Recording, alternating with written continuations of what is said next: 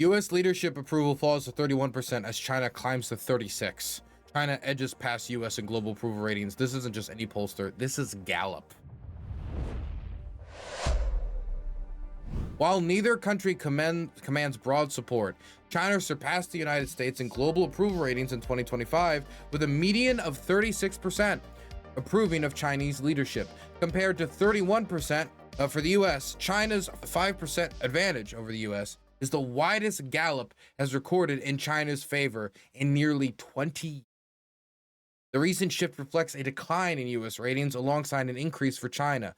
Media approval ratings of U.S. leadership fell from 39% in 2024 to 31% in 2025. I wonder what changed. While China's approval rating rose from 32% to 36%. At the same time, disapproval of U.S. leadership rose to a record high of 48%, while China's disapproval rating remained a flat 37%. That's an 11-point difference. That's double digits. Look at that. Look at that. My God. There was only one other time there was two other times. 2008, before Obama got in office, and then there was a sharp difference. And then 2017, 2018. What seems to be the common denominator here? 2017, 2018. Wow, it's really neck and neck. America overtakes it. Oh, in 2024. America overtakes it again. I wonder what the common denominator is. Can anybody in chat figure that out for me? Now, what's the common denominator if for some reason China becomes more popular than the United States Chinese leadership between 2017 and 2020 and seemingly 2025 forward? What's the common denominator here? Can anyone put that together? I don't know. I can't. So I'm sure there's some Sherlock Holmes in chat. Speaking of Chinese leadership and its popularity, the United States is currently engaged in high-level talks with the Chinese. In China, Trump has made the first visit of a U.S. president to China of this style in over 9 years. The last person to do it was President Barack Obama. And the meeting seems to be centered around a few issues. Now, from the United States perspective, there's three big issues. Number one, the United States wants China to pressure the Iranians to help bring about not only an end to the Iran war, but also an end to the Iran war on slightly America's terms. The denuclearization of Iran, for example, as a high-profile demand. And since Iran exports 80% of its product, its oil product, to the Chinese, China has oversized leverage and being able to get the Iranians to the negotiating table to negotiate in good faith. Even when they have no faith in the United States after killing their Ayatollah, crippling the next one, bombing children's schools, and engaged in over 40 days of bombing after the 12-day war in 2025. So that's the first thing. Trump thinks that the Chinese can pressure the Iranians. The second one is business. If you look at the people who went with Trump on this trip, you've got Boeing representatives. You've got representatives from Meta. You've got the CEO of NVIDIA. You've got Elon Musk. You've got, Apple representatives. You've got all these big tech and financial heavyweights, which I think Trump brought both to show the possible capital inflow, hey, look, we got some business offers we can offer too, while also trying to see if he can get these companies access to the Chinese market, which has been a long-term goal for many of them, most namely Meta. Mark Zuckerberg really bent over backwards, even when it comes to the naming of his own children, in order to try to gain their favor, to have a China-specific Facebook, a China-specific social media platform that would obey Chinese laws. He would bend the knee when it comes to social media regulation by the Chinese, and it just did not work. It did not make any progress, and I think most of the people there could possibly make progress in China. Meta is the one company that I think will make none. The last is beans, beef, and Boeing, as it has been called.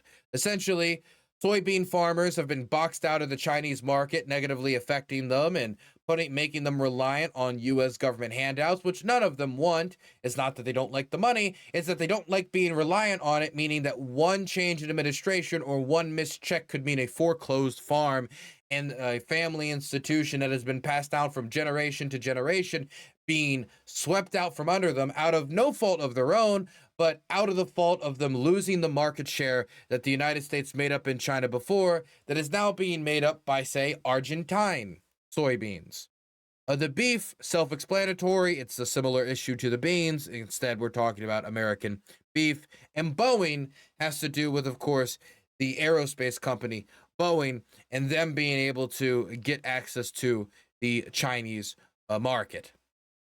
On the other side of this, on the Chinese side of this, tariffs. While Donald Trump has lost a decent percentage of tariff authority through a recent Supreme Court decision, there is still a 10% tariff on China that was not there before he got in office. And so, if he was to remove that 10% tariff, that would help Chinese companies who want access to the American market, that despite everything is still one of the most powerful, is the most powerful consumer market in the world. And so if you're a Chinese company and you want to sell a lot of products, obviously getting rid of that 10% tariff, that 10% tax, is going to make it so consumers feel more comfortable buying your products, and it makes your products more competitive.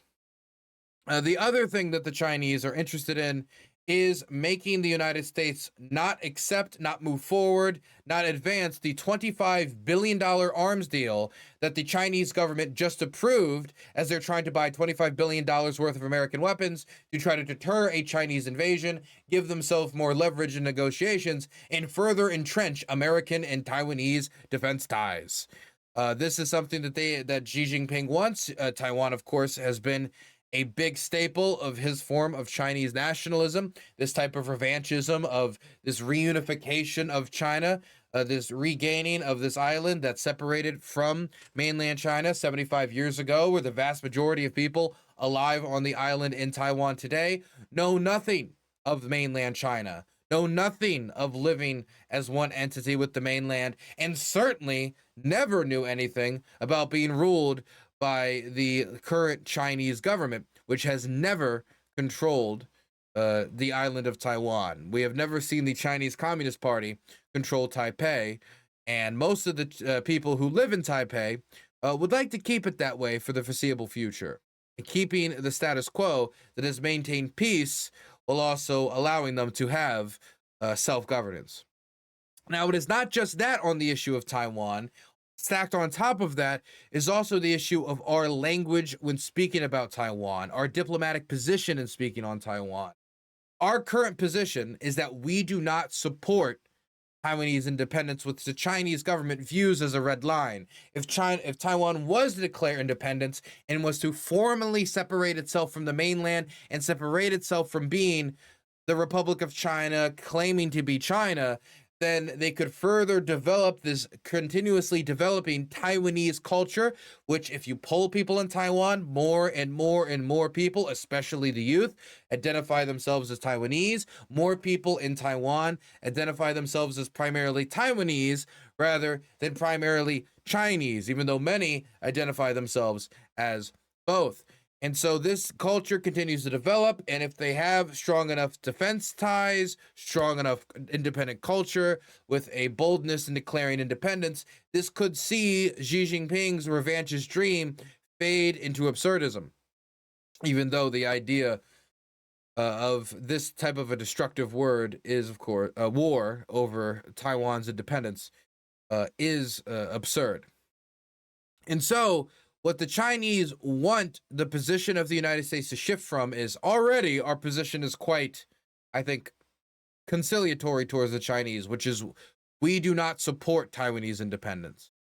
What Xi Jinping wants is the United States to take the position of, we oppose, not we do not support, but we oppose Taiwanese independence. We're against the idea of Taiwan being an independent state. We're saying, regardless of what the locals want, regardless of the right to self-rule, regardless to self-determination, regardless of our American principles or the belief that all people should have a right to rule themselves, any beliefs we have about democratic self-rule, Put that all to the side. We oppose a question that should ultimately be up to the Taiwanese. We say, no, we're against it because we want to increase and benefit our relationship with China. This is not the first time that the Chinese have tried to be aggressive on our stance on Taiwan. When there was the initial reopening with Nixon that eventually was shifted over to the Carter administration, you saw similar rhetoric from the Chinese, but we were able to play a balancing act that got us to be in a position where we recognize that there is a China. It's just, who's that? I don't know. They instead wanted to shift to explicitly saying that the future of Taiwan will not be independence. We oppose it. We're against it. We stand in the way of these people trying to create an independent democracy. And I guess we would have to ask, should the French have opposed ours? Should other countries have opposed our independence? I mean, it's not a morally defensible position, but for Trump, it might be a strategically beneficial position if he can get a quid pro quo on his pressuring of the Iranians in the short to medium term while giving the Chinese a long-term diplomatic victory. So these seem to be all of the major issues going into this.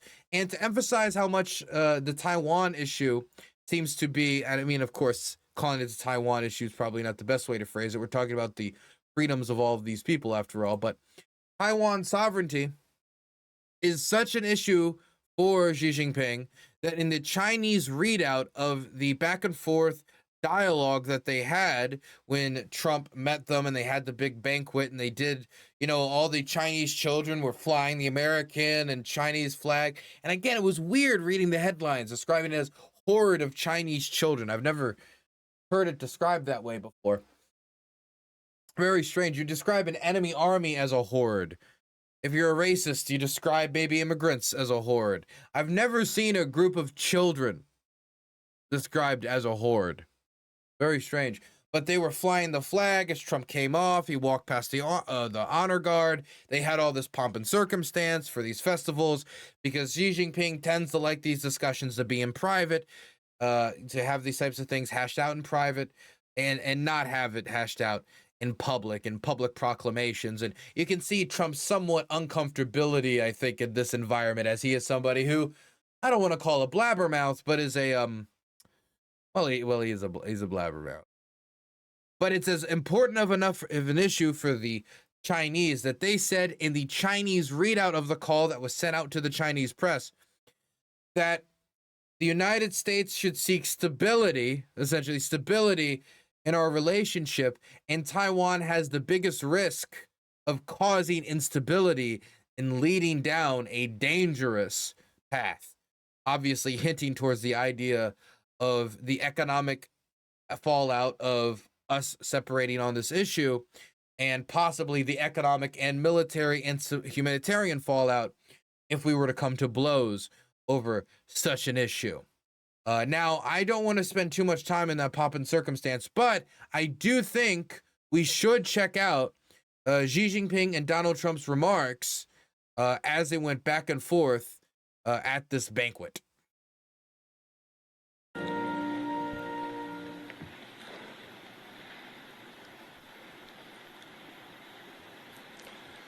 尊敬的特朗普总统。 Don't worry, they're going to have somebody read out what he's saying in English immediately after. 女士们、先生们，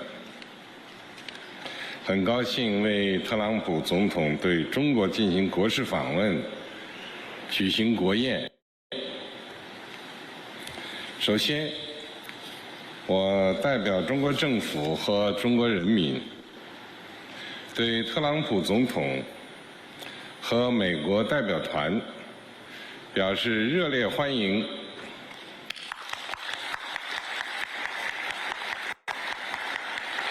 Honorable President Donald J. Trump, ladies and gentlemen, it is a great pleasure to host the state banquet in honor of President Trump during his state visit to China. On behalf of the Chinese government and people, I'd like to extend a warm welcome to President Trump and the U.S. delegation. 这是一次历史性访问，今年是中国15开局之年，14亿多中国人民立足于5000多年中华文明深厚基础，正在以高质量发展全面推进中国式现代化。今年也是美国独立。Is anyone else distracted by how fake those plants are? I mean, like, it's one thing for it to be fake plants, but when you can see, like, the reflection from the lights on the leaf, it would be better if it was just bare. 250周年，3亿多美国人民正在重振爱国、创新、开拓精神，推动美国发展迈向新的征程。中美两国人民都是伟大的人民。实现中华民族伟大复兴和让美国再伟大，完全可以并行不悖，相互成就，造福世界。This is a historic visit. This year marks the start of China's 15th five-year plan for economic and social development. The over 1.4 billion people of China, drawing on the rich heritage of our over 5,000-year civilization, are advancing Chinese modernization on all fronts through high-quality development. This year is also the 250th anniversary of American independence. The over 300 million American people are reinvigorating the spirit of patriotism, innovation, and enterprise, and ushering in a new journey for the development of the United States. The people of China and the United States are both great peoples. Achieving the great rejuvenation of the Chinese nation and making America great again can go hand in hand. We can help each other succeed and advance the well-being of the whole world. That right there is very interesting. The rejuvenation of the Chinese people, of course, Xi leading them forward, flattering himself. Before then, flattering Trump by saying that this rejuvenation of China can also exist alongside making America great again, directly referencing MAGA, directly referencing his campaign slogan, and his branding, which I'm sure Trump appreciated. 55年前，尼克松总统派基辛格博士访华，中美开展乒乓外交，双方官民并举，推开了中美冰封20多年的大门，成为当代国际关系史上重大事件。此后，中美之间以很多开放合作的故事，不断书写着友谊的佳话。新形势下，我同特朗普总统顺应两国人民和国际社会期待，通过多次会晤和通话，推动中美关系保持总体稳定。55 years ago, President Richard Nixon sent Dr. Henry Kissinger to visit China, and ping-pong diplomacy was carried out between our two countries. They still love Kissinger over there. Right before Kissinger died, I think he was literally like 100 years old. He made like one last diplomatic visit to China. Still, like, even in his old age, still like a high-level player before croaking. So, I mean, they really liked Kissinger over there. And Kissinger was more than willing to play the China game, as in like really willing to like make the concessions necessary to win over Chinese opening. Through efforts of the two governments and peoples, the door that had It's so weird that like one of the most liked Americans in China is Henry Kissinger of all people, which is not the reception Henry Kissinger gets amongst many American circles. Through efforts of the two governments and peoples, the door that had remained frozen for over 20 years was opened. marking a milestone in contemporary international relations. From then on, China and the United States have written many chapters of friendship through mutual openness and cooperation. Under the new situation, President Trump and I, fully aware of the expectations of our two nations and the international community, have had multiple meetings and phone calls and kept China-US relations generally stable. 今天，我同特朗普总统就中美关系和国际及地区形势深入交换意见。我们一致认为，中美关系是当今世界最重要的双边关系，只能搞好，不能搞坏。两国合则两利，斗则俱伤，应该成为伙伴而不是对手。我们同意构建中美建设性战略稳定关系，推动中美关系稳定、健康、可持续发展，为世界带来更多和平、繁荣、进步。Today, President Trump and I had in-depth exchanges on China-US relations and international and regional dynamics. We both believe that the China-US relationship is the most important bilateral relationship in the world. We must make it work and never mess it up. Both China and the United States stand to gain from cooperation and lose from confrontation. Our two countries should be partners rather than rivals. President Trump and I also agreed to build a constructive China-US relationship of strategic stability. Okay, you get the tone. I think the most interesting part about this is he does go on for a bit. I mean, we can let it's like, what, 2 more minutes? We can let it play out. I was going to cut him off. It's very rude of me. I don't want to be rude.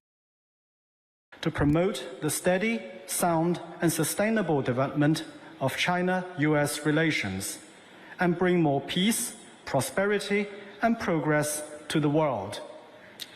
尊敬的特朗普总统先生、女士们、先生们、朋友们，纵观中美关系发展历程，能不能做到相互尊重、和平共处、合作共赢，是中美关系能否稳定发展的关键所在。当今世界变乱交织，中美关系承载着两国17亿多人民的福祉，关乎世界80多亿人民的利益。我们应当共同扛起这个历史重任，推动中美关系这艘巨轮沿着正确的航道平稳前行。Honorable President Donald J. Trump, ladies and gentlemen, friends. Looking back at the course of China-US relations, whether or not we could have mutual respect, peaceful coexistence, and win-win cooperation is the key to whether the relationship can advance steadily. The world today is changing and turbulent. China-US relations concern the well-being of the over 1.7 billion people of both countries and affect the interests of the over 8 billion people of the world. Both sides should rise up to this historic responsibility and steer the giant ship of China-US relations forward, steadily and in the right direction. 最后，我提议为中美两国发展繁荣和人民幸福，为中美关系的美好未来和两国人民的友谊，为特朗普总统以及在座的各位朋友的健康干杯！ Now please join me in a toast to the development and prosperity of China and the United States and the well-being of our people, to the bright future of China-US relations and the friendship between the two peoples. See, this is the stuff in diplomacy that I would just not be able to bear. I would take up smoke. I would take up smoke. Okay, let's listen. what Trump has to say as he does his segment. And we have a few more statements after this that were said as well we're going to listen to. I know it's a lot. But we got to get through it.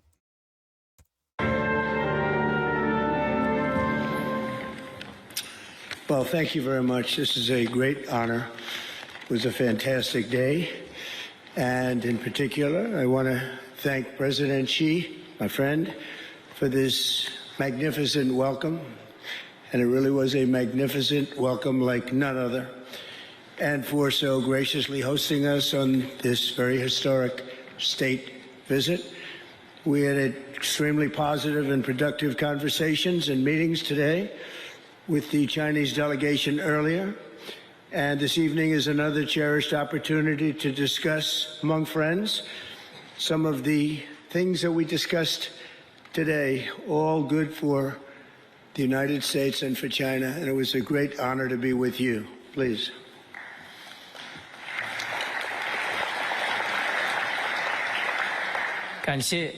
Yeah, it's funny how he just like called. Please. He just didn't say clap. Okay? It was just a millisecond from a Jeb Bush moment. Yeah, we're going to skip the Chinese translation for obvious reasons. 将是我们另外的一次机会，能够共同再次讨论我们今天早些时候已经讨论到的一些问题，以及我们的共同利益，以及我们如何能够为全人类塑造更好、更安全的未来。The relationship between the American and Chinese people goes all the way back to America's founding. The first American consul to China, Samuel Shaw, arrived on the first American trading ship to reach these shores in 1784. The Chinese merchants had a name for the Americans. They called their visions the New People. 2.5 centuries later, that first connection has grown into one of the most consequential relationships in world history. 美国人民和中国人民之间的友国的一中到了一个示意当中。From the beginning, our citizens have shared a deep sense of mutual respect. Founding Father Benjamin Franklin published the sayings of Confucius in his colonial newspaper, and today's sculpture, recognizing that ancient Chinese sage, is carved into the face of the United States Supreme Court very proudly. 从一开始，是美国一个古代 Both directions. 进行致敬。The appreciation ran in both directions. Chinese admirers of President George Washington gifted a stone tablet honoring his memory to adorn the Washington Monument. It bears the words of a Chinese official who called the great general and statesman a hero among men. 这一种欣赏象征碑里民中 Mutual esteem grew, and across the centuries, this mutual esteem grew into a relationship that reflected the tremendous talent and potential of our two people.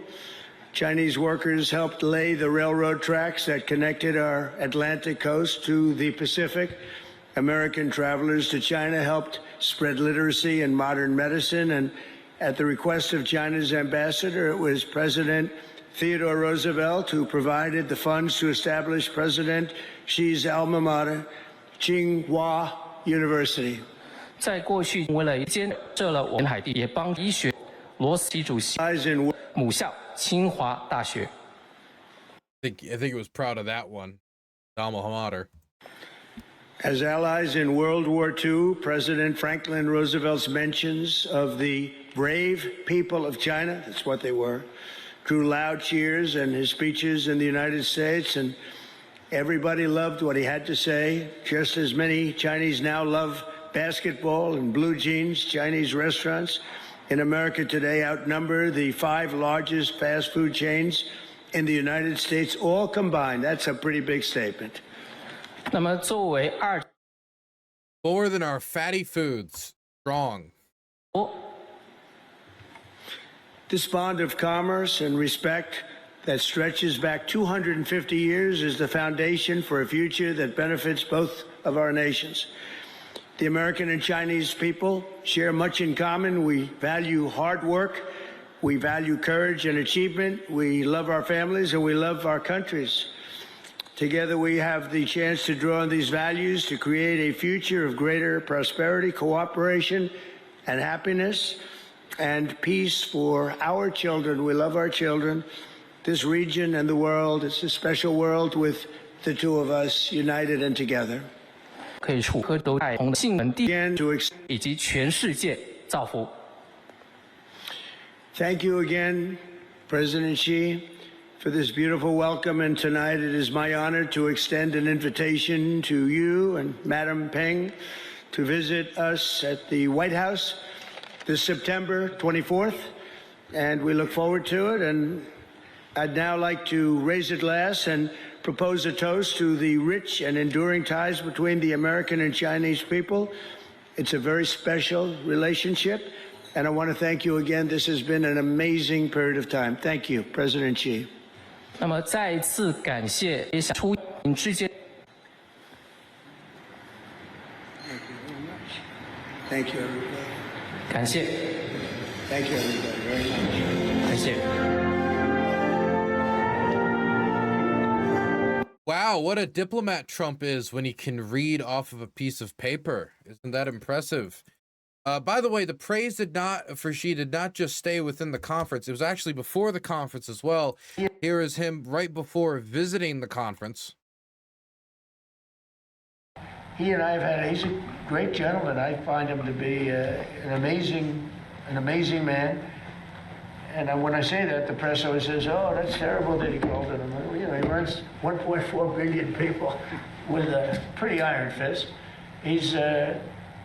He loves his country, I can tell you that, President Xi. I look forward to being there. And if he felt anything, we wouldn't be doing it. But a lot of good things can happen. Now, we'll be talking about, I mean, he'll bring up Taiwan, I think, more than I will. And also, of course, as they were going off into closed door meetings, so they talked for about 2 hours in closed door meetings. I'm sure there's more to come. He also gave a rowdy endorsement of Xi, saying it was an honor to be with him. He's my friend, XYZ. But he also went so far to talk about how terrific he is, saying, we're going to have a fantastic future together. I have such respect for China and the job you've done. You're a great leader. I say it to everybody. You're a great leader, which is in this clip. Occurred. But they don't emphasize it from the American account. Black-pilled Kiwi has donated $10. In honor of this great meeting, I gift you this for a succulent Chinese meal. This is Democracy Manifest. Democracy, you've got your hand on my penis. I love that video. Good video. 1 second. God damn, you just.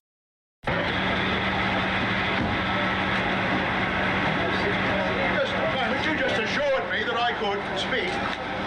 Sit down inside the car. We're not assuring anything. We're under arrest. Look, I'm under what? Gentlemen, this is Democracy Manifest. Have a look at the headlock here. See that chap over there? Get your hand off my penis!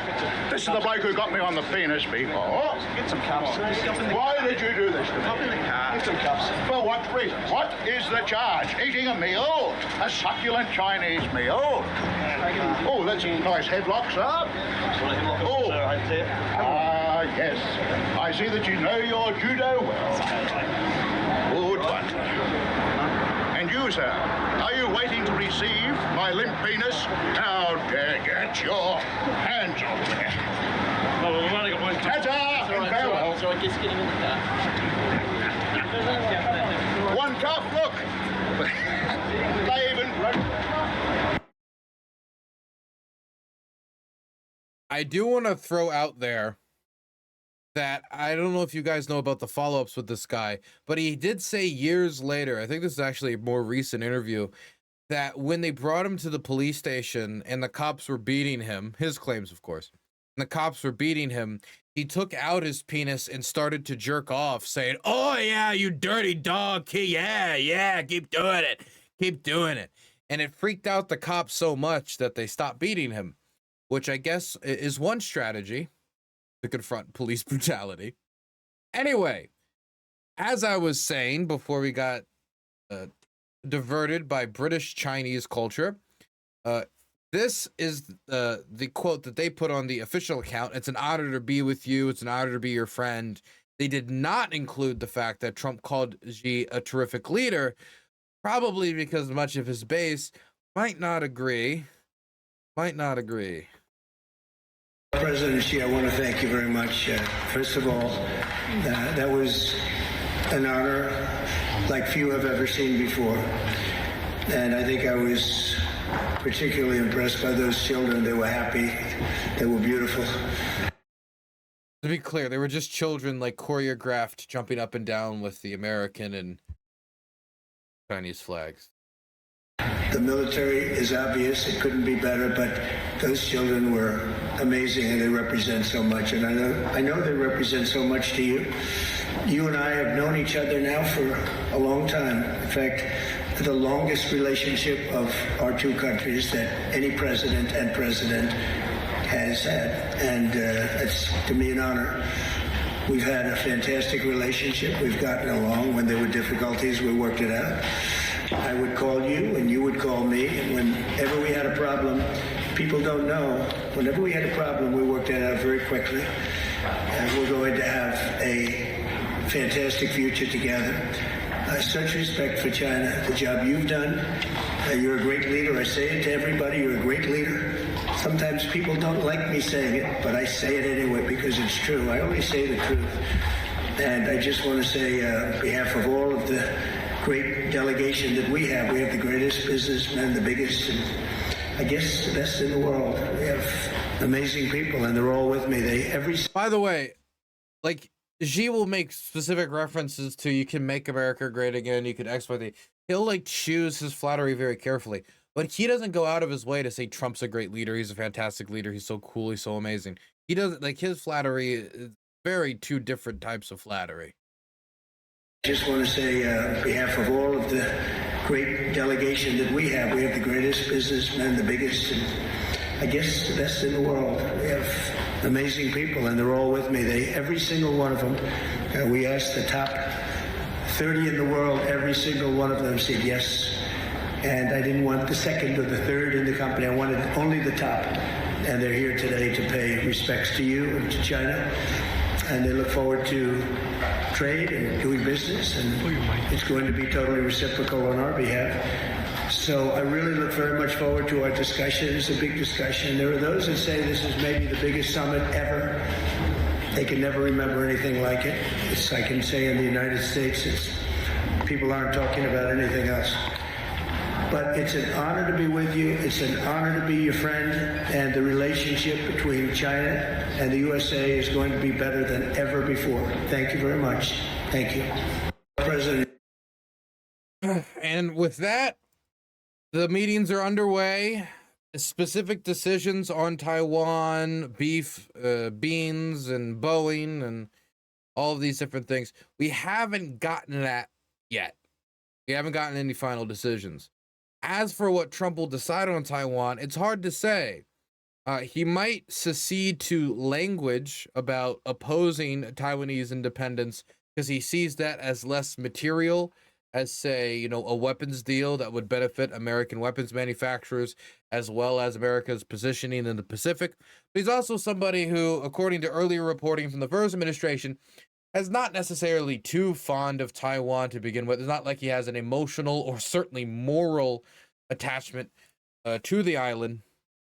But Marco Rubio also said 2 days ago that the United States position on Taiwan was not shifting. So I'm interested to see how Trump deals with that question being posed in private, as he said it likely would, and what he is willing to do to be able to walk away from this meeting saying, we got big business deals done, we got the soybeans getting sold to China again, and our relationship is on the right path, as Trump tries to find some way to put some positive economic news on the table, when the American public are now ranking the previous administration as better than the current administration on the economy when Trump was elected on the economy.